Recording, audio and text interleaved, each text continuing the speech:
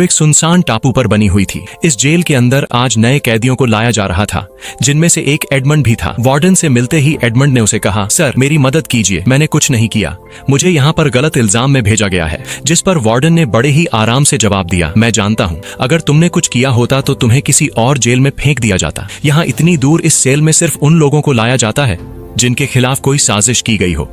इसके बाद वार्डन ने उसे बहुत मारा, फिर जेल के कमरे में बंद कर दिया, जहां एक लकड़ी का दरवाजा और एक छोटी सी खिड़की मौजूद थी।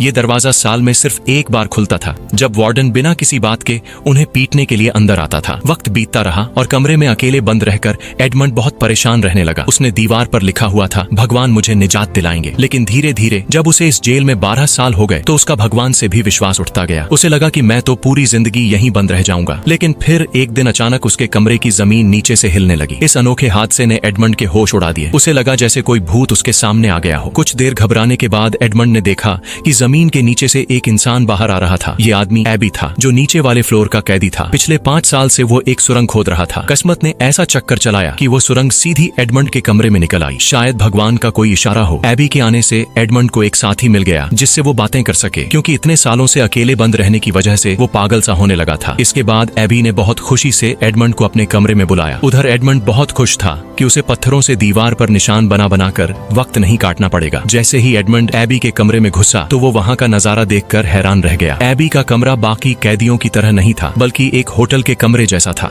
वहाँ आराम के लिए कुर्सियां थीं और शेल्फ पर पता नहीं कितनी किताबें रखी थीं। एबी ने एडमंड से वादा किया कि अगर वो सुरंग की खुदाई में उसकी मदद करे तो बाकी बचे वक्त में एबी उसे पढ़ा भी सकता है। एडमंड के पास वैसे भी कुछ खास करने को नहीं था। उसने तुरंत हाँ कर दी। वो दोनों खुदाई का काम शुरू करने ही वाले थे कि अचानक उन्हें गार्ड के कदमों की आवाज सुनाई दी। घबराकर एडमंड तुरंत अपने कमरे की तरफ भागा और कचरे वाली टोकरी तैयार करने लगा, क्योंकि गार्ड उसकी फ्लोर पर आने ही वाला था। जेल में कमरे का दरवाजा सिर्फ 2 बार खुलता था, एक बार कचरा लेने और एक बार शाम का खाना देने के लिए। इसके अलावा पूरे दिन में दोनों के पास बहुत वक्त होता था जिसमें वो आराम से खुदाई कर सकते थे। उसके बाद एबी ने अपने बालों का एक छोटा सा गुच्छा काटा, पत्थर से चिंगारी निकालकर बालों को जलाया और एक मोमबत्ती रोशन की।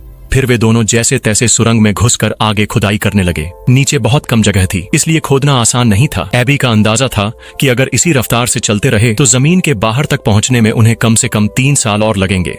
एक दिन आराम करते हुए एडमंड को एबी की एक किताब से पता चला कि एबी कभी एक बहुत अच्छा तलवारबाज सिपाही हुआ करता था। यह सुनकर एडमंड ने जिद पकड़ ली कि अगर वह उसे तलवारबाजी नहीं सिखाएगा तो वह आगे सुरंग नहीं खोदेगा।